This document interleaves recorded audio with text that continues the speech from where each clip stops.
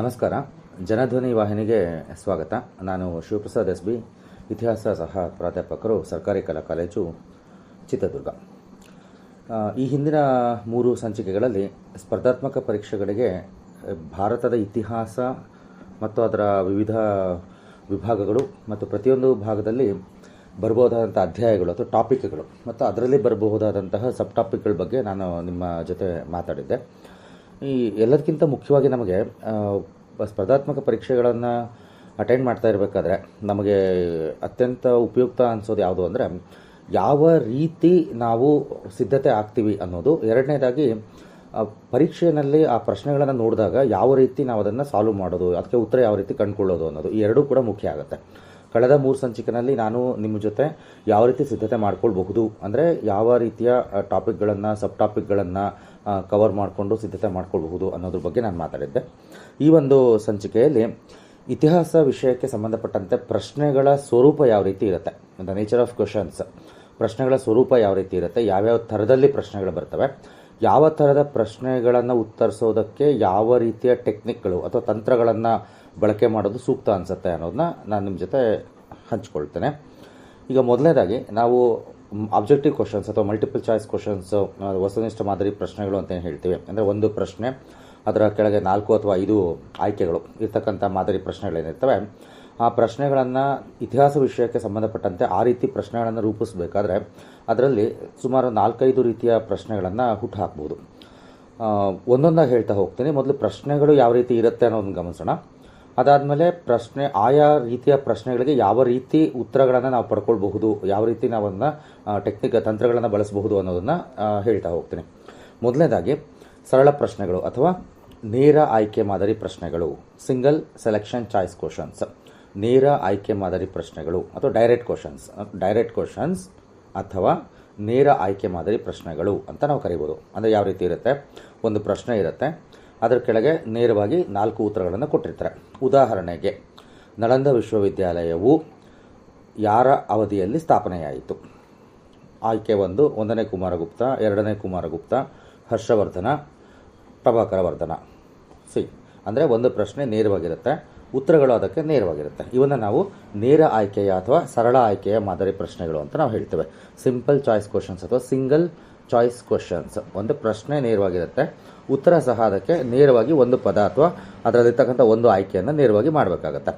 ಇಂತಹ ಪ್ರಶ್ನೆಗಳನ್ನು ಆಯ್ಕೆ ಮಾಡಬೇಕಾದ್ರೆ ನಮ್ಮ ರೆಗ್ಯುಲರ್ ಪ್ರಿಪ್ರೇಷನ್ ಏನಿದೆ ನೋಡ್ರಿ, ಅಂದರೆ ನಾವು ಲಾಸ್ಟ್ 3 ಸೆಷನ್ಗಳಲ್ಲಿ ಮಾತಾಡ್ತಾ ಇದ್ವಲ್ಲ, ಯಾವ್ಯಾವ ಟಾಪಿಕ್ಗಳಿಗೆ ಯಾವ ಥರ ನೋಡ್ಕೋಬೇಕು, ಯಾವ್ಯಾವ ಸಬ್ ಟಾಪಿಕ್ಗಳು ನೋಡ್ಕೋಬೇಕು ಅಂತೇಳಿ, ಅದರಲ್ಲಿನೇ ಬಹುತೇಕ ಇದರಲ್ಲಿ ಉತ್ತರಗಳು ಸಿಕ್ಕೋಗುತ್ತೆ. ಯಾಕಂದರೆ ಇಲ್ಲಿ ಪ್ರಶ್ನೆಗಳನ್ನು ಜಾಸ್ತಿ ಟ್ವಿಸ್ಟ್ ಮಾಡೋದಕ್ಕೆ ಬರಲ್ಲ. ನೇರ ಆಯ್ಕೆ ಮಾದರಿ ಪ್ರಶ್ನೆಗಳನ್ನು ಸರಳವಾಗಿ ನಾವು ಹೈಸ್ಕೂಲಲ್ಲಿ ಮತ್ತು PUನಲ್ಲಿ ಇದ್ದಾಗ ಪ್ರಶ್ನೆಗಳು ಬರ್ತಾ ಇದ್ವಲ್ಲ, ಬಿಟ್ಟ ಸ್ಥಳ ತುಂಬಿರಿ, ಆ ರೀತಿ ಅಲ್ಲಿ ಬಿಟ್ಟ ಸ್ಥಳ ತುಂಬಿರಿ ಅಂತ ಖಾಲಿ ಕೊಡ್ತಾಯಿದ್ರು, ಕೆಳಗಡೆ ಆಪ್ಷನ್ಸ್ ಕೊಡ್ತಿರ್ಲಿಲ್ಲ ಯೂಶ್ವಲಿ, ಅಥವಾ ಕೊಡ್ತಾಯಿದ್ರು. ಇಲ್ಲಿ ಏನಾಗುತ್ತೆ ಅಂದರೆ ಆಪ್ಷನ್ಸ್ ಕೊಟ್ಟಿರ್ತಾರೆ, ಆದರೆ ನೇರವಾಗಿರುತ್ತೆ ಅದು. ಇಂತಹ ಪ್ರಶ್ನೆಗಳಿಗೆ ನಮ್ಮ ಸಾಮಾನ್ಯ ಅಧ್ಯಯನ ವಿಧಾನ ಏನಿದೆ ಅಲ್ವಾ, ಆ ಅಧ್ಯಯನ ವಿಧಾನ ಸಾಕಾಗುತ್ತೆ. ಕೆಲವು ಬಾರಿ ಏನಾಗುತ್ತೆ, ಆ ಒಂದು ಪ್ರಶ್ನೆ ಸ್ವಲ್ಪ ಡೆಪ್ತಲ್ಲಿ ತೊಗೊಂಡಿರ್ತಾರೆ. ಡೆಪ್ತಲ್ಲಿ ಅಂತಂದರೆ ಆ ಕಂಟೆಂಟ್, ಆ ಪ್ರಶ್ನೆ ಇರುತ್ತಲ್ವ, ಆ ಪ್ರಶ್ನೆಗೆ ಸಂಬಂಧಿಸಿದಂಥ ಅಂಶ ನಮ್ಮ ಸಾಮಾನ್ಯ ಪ್ರಿಪ್ರೇಷನಲ್ಲಿ, ನಮ್ಮ ಕಾಮನ್ ಪ್ರಿಪ್ರೇಷನ್ ಏನಿರುತ್ತಲ್ವ, ಸಾಮಾನ್ಯ ಸಿದ್ಧತೆಯಲ್ಲಿ ಅದು ಬಂದು ಹೋಗಿರಲ್ಲ ಅಂತ ಅಂದ್ಕೊಳ್ಳೋಣ. ಉದಾಹರಣೆಗೆ 1857ರ ದಂಗೆಯ ಸಂದರ್ಭದ ಗವರ್ನರ್ ಜನರಲ್ ಯಾರು? ಕೆಳಗಡೆ 4 ಆಯ್ಕೆ. ಅಂದರೆ ಇದು ನೇರವಾದ ಪ್ರಶ್ನೆ, ಅದಕ್ಕೆ ಉತ್ತರ ಒಂದು ವಾಕ್ಯ ಅಥವಾ ಒಂದು ಪದದಲ್ಲಿ ನಮಗೆ ಬಂದು ಹೋಗುತ್ತೆ. ನಮಗೆ ಸಾಮಾನ್ಯವಾಗಿ 1857ರ ದಂಗೆ ಅಂದಾಗ ಗವರ್ನರ್ ಜನರಲ್ ಯಾರಿದ್ರು ಅಂತ ನಾವು ನೋಡಿರ್ತೀವಿ. 1857ರ ದಂಗೆಯ ಸಂದರ್ಭದಲ್ಲಿ ಇಂಗ್ಲೆಂಡಿನ ರಾಣಿ ಯಾರಾಗಿದ್ದರು? ಇದು ಸ್ವಲ್ಪ ನೆಕ್ಸ್ಟ್ ಲೆವೆಲ್ ಪ್ರಶ್ನೆ ಅಂತ ಅನ್ಸ್ಕೊಳುತ್ತೆ. 1857ರ ದಂಗೆಯ ಸಂದರ್ಭದಲ್ಲಿ ಈಸ್ಟ್ ಇಂಡಿಯಾ ಕಂಪನಿಯ ನಿಯಂತ್ರಣಾ ಮಂಡಳಿಯ ಅಧ್ಯಕ್ಷರು ಯಾರಾಗಿದ್ದರು? ಇದು ಇನ್ನು ಸ್ವಲ್ಪ ಲೆವೆಲ್ ಪ್ರಶ್ನೆ ಅಂತ ಅನ್ಸ್ಕೊಳುತ್ತೆ. ಈ 1857ರ ದಂಗೆಯ ಸಂದರ್ಭದಲ್ಲಿ ಬ್ರಿಟನ್ನಿನ ಪ್ರಧಾನಮಂತ್ರಿ ಯಾರಾಗಿದ್ದರು? ಇದು ಇನ್ನೂ ಒಂದು ಲೆವೆಲ್ ಪ್ರಶ್ನೆ ಅಂತ ಅನ್ಸ್ಕೊಳುತ್ತೆ. ಸಾಮಾನ್ಯವಾಗಿ ಇಲ್ಲಿ ನಮ್ಮ ಸಾಮಾನ್ಯ ಸಿದ್ಧತೆ, ನಾವೇನು ಕಾಮನ್ ಪ್ರಿಪ್ರೇಷನ್ ಅಂತ ಕರೆದ್ವಲ್ವಾ, ಕಾಮನ್ ಪ್ರಿಪ್ರೇಷನಲ್ಲಿ ನಾವೇ ನೋಡಿರ್ತೀವಿ, ಭಾರತದಲ್ಲಿ 1857ರ ದಂಗೆ ಆಯಿತು, ಆ ಒಂದು ದಂಗೆ ಸಂದರ್ಭದಲ್ಲಿ ಲಾರ್ಡ್ ಕ್ಯಾನಿಂಗ್ ವೈಸ್ರಾಯ್ ಆಗಿದ್ದರು, ಅಥವಾ ಗವರ್ನರ್ ಜನರಲ್ ಆಗಿದ್ದರು, ಈ ಥರ ಇರುತ್ತೆ. ಅದರ ನೆಕ್ಸ್ಟ್ ಪೋರ್ಷನ್ ಅಂದರೆ ಆ ಒಂದು ಸಂದರ್ಭಕ್ಕೆ ಸಂಬಂಧಪಟ್ಟಂತೆ ಭಾರತದ ಸನ್ನಿವೇಶ ಮಾತ್ರ ನಾವು ಗಮನಿಸಿರ್ತೀವಿ, ಇಂಗ್ಲೆಂಡ್ ಸನ್ನಿವೇಶ ಗಮನಿಸಿರಲ್ಲ. ನೇರವಾದ ಪ್ರಶ್ನೆಗಳಲ್ಲಿ ನಮ್ಮ ಸಾಮಾನ್ಯ ಸಿದ್ಧತೆಯಿಂದ ಸರಳವಾಗಿ ಕೇಳಬಹುದಾದಂಥ ಪ್ರಶ್ನೆಗಳು ತಕ್ಷಣ ಉತ್ತರ ಸಿಕ್ಕೋಗುತ್ತೆ ನಮಗೆ. ಒಂದು ವೇಳೆ ನಮ್ಮ ಸಾಮಾನ್ಯ ಸಿದ್ಧತೆಯಿಂದ ಮುಂದಿನ ಹಂತದ ನೆಕ್ಸ್ಟ್ ಲೆವೆಲ್ ಅಥವಾ ಮುಂದಿನ ಹಂತದ ಪ್ರಶ್ನೆಗಳನ್ನೇನಾದರೂ ಕೇಳಿದರೆ ಅಥವಾ ಆ ಥರ ಪ್ರಶ್ನೆಗಳನ್ನು ನೀವು ಹಳೆ ಪ್ರಶ್ನೆ ಪತ್ರಿಕೆಗಳಲ್ಲಿ ಗಮನಿಸಿದ್ರ ಅನ್ನೋದಾದರೆ ನೀವೇನು ಒಂದು ಪುಸ್ತಕ ರೆಫರೆನ್ಸ್ ಅಂತ ನೋಡ್ತಾ ಇರ್ತೀರಲ್ವ, ಭಾರತದ ಇತಿಹಾಸ, ಸಮಗ್ರ ಭಾರತದ ಇತಿಹಾಸ, ಆ ಪುಸ್ತಕದಲ್ಲಿ ಅದಕ್ಕೆ ನೇರವಾದ ಉತ್ತರ ಇಲ್ಲ ಅಂದರೆ ನಿಮ್ಮ ಅಧ್ಯಯನವನ್ನು ಇನ್ನೂ ಸ್ವಲ್ಪ ಆಳವಾಗಿ ಮಾಡಬೇಕಾಗತ್ತೆ. ನೇರ ಆಯ್ಕೆ ಮಾದರಿಯ ಪ್ರಶ್ನೆಗಳಿಗೆ ಉತ್ತರಿಸೋದು ತುಂಬ ಸುಲಭ. ಬಹುತೇಕ ಕೆಲವು ಪ್ರಶ್ನೆಗಳಿಗೆ ಆಪ್ಷನ್ ಏನಿದೆ ಅಂತ ನೋಡೋದು ಬೇಕಾಗಲ್ಲ. ಉದಾಹರಣೆಗೆ ಭಾರತದ ಸಂವಿಧಾನ ಜಾರಿಯಾದ ದಿನಾಂಕ, ನಮಗೆ 4 ಆಪ್ಷನ್ ನೋಡಿಬಿಟ್ಟು ಅದನ್ನು ಚೂಸ್ ಮಾಡಬೇಕು ಅನ್ನೋ ಅವಶ್ಯಕತೆ ಬರಲ್ಲ. ಸೊ ಹೀಗಾಗಿ ಈ ನೇರ ಆಯ್ಕೆ ಮಾದರಿ ಪ್ರಶ್ನೆಗಳನ್ನು ಉತ್ತರಿಸೋದಕ್ಕೆ ನಮ್ಮ ಸಿದ್ಧತೆಯನ್ನು ನಾವು ಸರಿಯಾಗಿ ಮಾಡಿಕೊಂಡ್ರೆ ಸಾಕಾಗತ್ತೆ. ಮತ್ತೊಮ್ಮೆ ಇದನ್ನು ನಿಮಗೆ ಸಮರೈಸ್ ಮಾಡ್ತೀನಿ. ಮೊದಲನೇ ರೀತಿ ಪ್ರಶ್ನೆಗಳು ನೇರ ಆಯ್ಕೆ ಮಾದರಿ ಪ್ರಶ್ನೆಗಳು ಅಥವಾ ಸರಳ ಆಯ್ಕೆ ಮಾದರಿ ಪ್ರಶ್ನೆಗಳು, ಸಿಂಗಲ್ ಚಾಯ್ಸ್ ಕ್ವಶನ್ಸ್ ಅಥವಾ ಸಿಂಪಲ್ ಚಾಯ್ಸ್ ಕ್ವಶನ್ಸ್ ಅಥವಾ ಡೈರೆಕ್ಟ್ ಕ್ವಶನ್ಸ್ ಅಂತ ನಾವು ಕರಿತೀವಿ. ಇದು ಒಂದು ರೀತಿಯ ಪ್ರಶ್ನೆಗಳು. ಇನ್ನು ಎರಡನೇ ರೀತಿಯ ಪ್ರಶ್ನೆ ಯಾವುದು ಅಂದರೆ ಬಹು ಆಯ್ಕೆಯ ಮಾದರಿಯ ಪ್ರಶ್ನೆಗಳು, multiple selection type. Single choice ಅಲ್ಲ, ಮಲ್ಟಿಪಲ್ ಸೆಲೆಕ್ಷನ್ ಟೈಪ್. ಈ ಪ್ರಶ್ನೆಗಳು ಯಾವ ರೀತಿ ಇರುತ್ತೆ ಅಂದರೆ ಈ ಕೆಳಕಂಡ ಒಂದು ಉದಾಹರಣೆ ಪ್ರಕಾರ ಹೇಳ್ಬಿಡ್ತೇನೆ ನೋಡ್ರಿ. ಬಹು ಆಯ್ಕೆ ಮಾದರಿ ಪ್ರಶ್ನೆಗಳು ಮೊದಲೇ ನಾನು ಹೇಳಿದಾಯಿತು. ಎರಡನೇದೀಗ ಬಹು ಆಯ್ಕೆ ಮಾದರಿ ಪ್ರಶ್ನೆಗಳು. ಒಂದು ಉದಾಹರಣೆ, ಈ ಕೆಳಕಂಡ ಸ್ಥಳಗಳಲ್ಲಿ ಯಾವುದು ವಿಜಯನಗರದ ರಾಜಧಾನಿ ಆಗಿರಲಿಲ್ಲ? ಇನ್ನೊಂದು ಸರಿ, ಈ ಕೆಳಕಂಡ ಸ್ಥಳಗಳಲ್ಲಿ ಯಾವುದು ವಿಜಯನಗರದ ರಾಜಧಾನಿ ಆಗಿರಲಿಲ್ಲ? ಅದರ ಕೆಳಗಡೆ option A Vijayanagara, option B Anegondi, option C Penukonda, option D Hindupura, ಹಿಂಗೆ ಕೊಟ್ಟಿರ್ತಾರೆ ಅಂತ ಅಂದ್ಕೊಳೋಣಂತೆ. ಇಲ್ಲಿ ಆ್ಯಕ್ಚುಲಿ ನಾವು ಇವೆಲ್ಲ ನಮಗೆ ಚಾಯ್ಸ್ ಇರೋದು, option A B C D ಎಲ್ಲ ಚಾಯ್ಸ್ ಇರೋದು. ಅದರ ಕೆಳಗಡೆ ಇರುತ್ತೆ ಆಯ್ಕೆ 1 ಎ ಮತ್ತು ಬಿ, ಆಯ್ಕೆ 2 ಎ ಮತ್ತು ಬಿ, ಎ ಮತ್ತು ಸಿ, ಆಯ್ಕೆ 3 ಎ ಮತ್ತು ಸಿ ಮತ್ತು ಡಿ, ಎ ಸಿ ಮತ್ತು ಡಿ, ಆಯ್ಕೆ 4 ಡಿ ಮಾತ್ರ. ಹಿಂಗಿರುತ್ತೆ ಚಾಯ್ಸಲ್ಲಿ. ಅಂದರೆ ಒಂದು ಪ್ರಶ್ನೆಯಲ್ಲಿನೇ ಬೇರೆ ಬೇರೆ ಅಂಶಗಳನ್ನು ಸೇರಿಸಿರ್ತಾರೆ.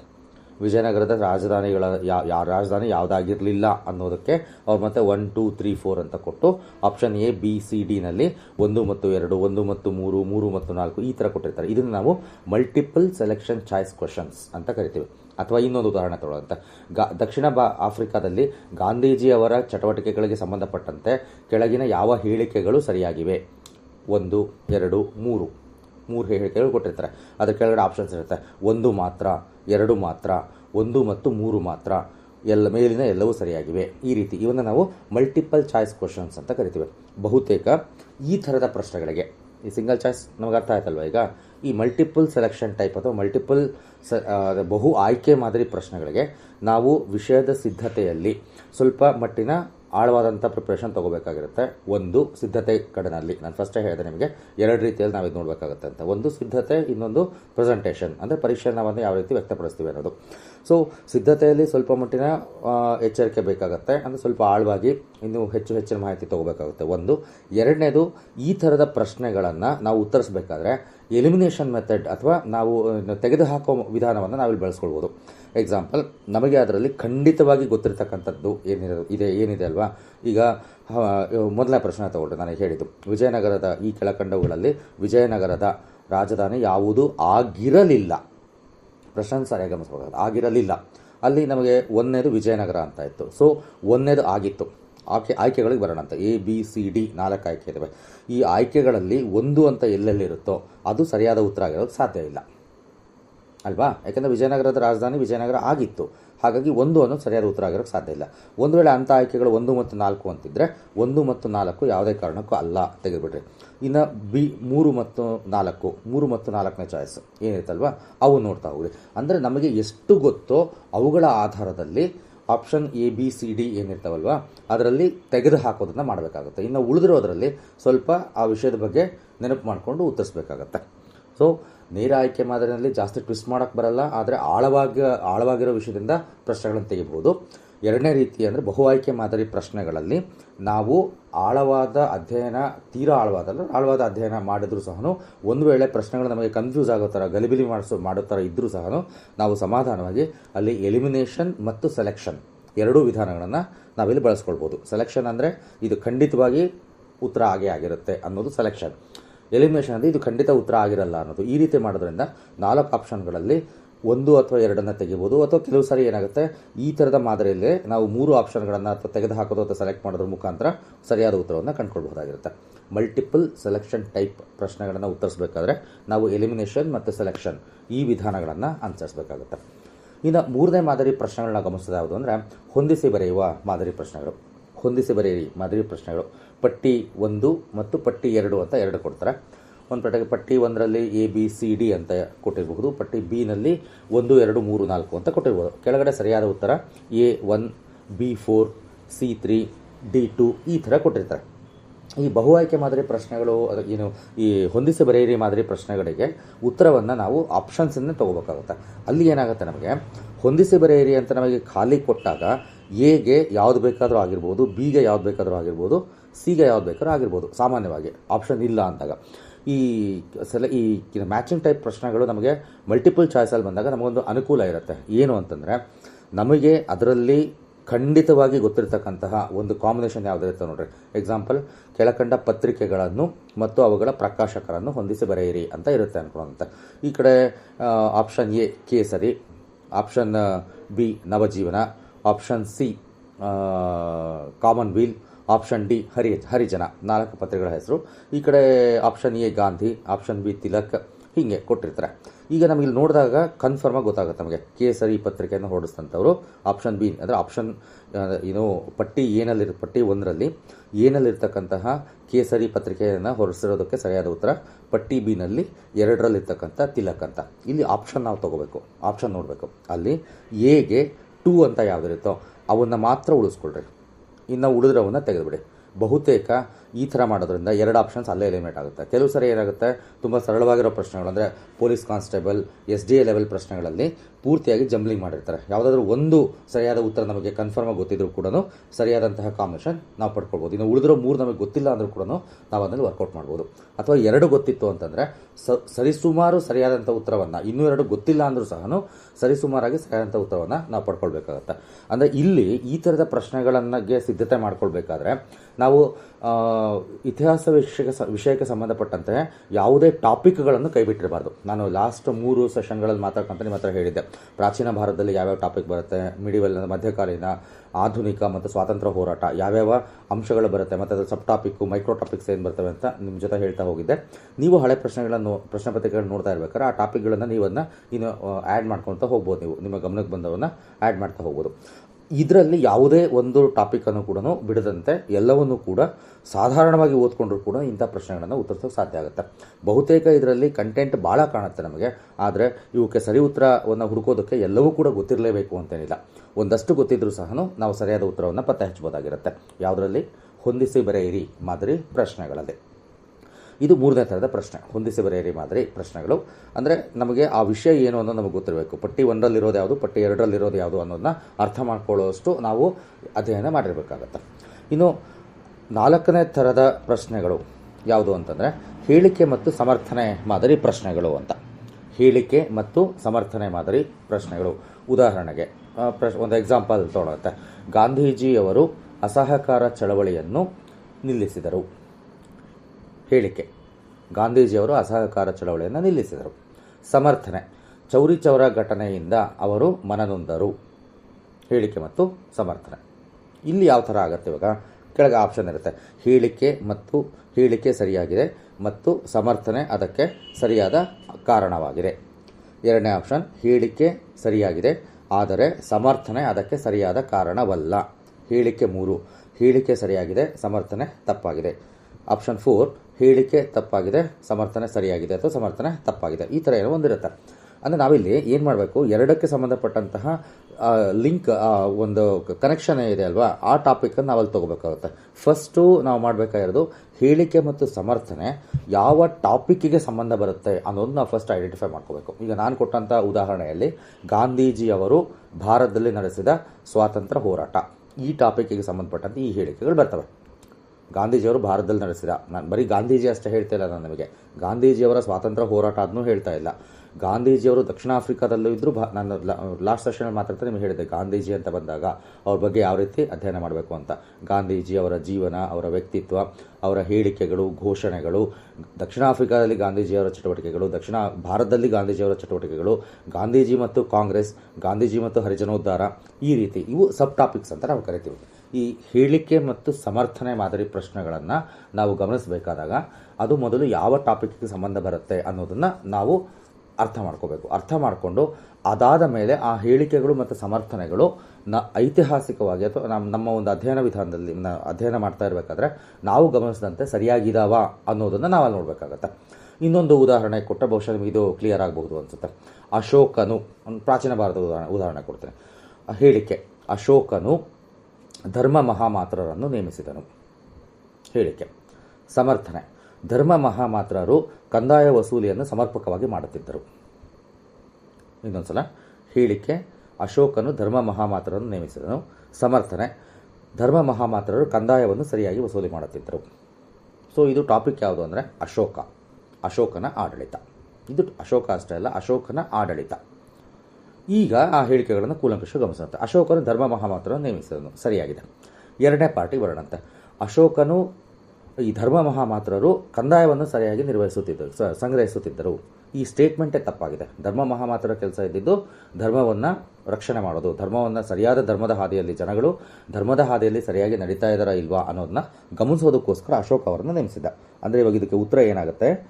ಹೇಳಿಕೆ ಸರಿಯಾಗಿದೆ ಅಥವಾ ಪ್ರತಿಪಾದನೆ ಸರಿಯಾಗಿದೆ. ಬಿ, ಸಮರ್ಥನೆ ಸರಿಯಾಗಿಲ್ಲ. ಅಲ್ಲಿ ಮತ್ತೆ ನೀವು ಕನ್ಫ್ಯೂಸ್ ಮಾಡ್ಕೋಬೇಡ್ರಿ. ಹೇಳಿಕೆ ಸರಿಯಾಗಿದೆ, ಸಮರ್ಥನೆ ಅದಕ್ಕೆ ಪೂರಕವಾಗಿಲ್ಲ ಅಲ್ಲ.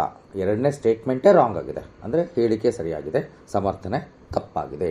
ಈ ರೀತಿಯ ಪ್ರಶ್ನೆಗಳನ್ನು ಅರ್ಥ ಮಾಡ್ಕೊಳ್ಳೋದಕ್ಕೆ ನಾವು ಪ್ರತಿಯೊಂದು ಟಾಪಿಕ್ಕನ್ನು ಕೂಡ ಸಬ್ ಟಾಪಿಕ್ ಮತ್ತು ಮೈಕ್ರೋ ಟಾಪಿಕ್ಗಳಲ್ಲಿ ಸ್ವಲ್ಪ ಮಟ್ಟಿನ ಅನುಭವವನ್ನು, ಸ್ವಲ್ಪ ಮಟ್ಟಿನ ಜ್ಞಾನವನ್ನು ನಾವು ಹೊಂದಿರಬೇಕಾಗತ್ತೆ.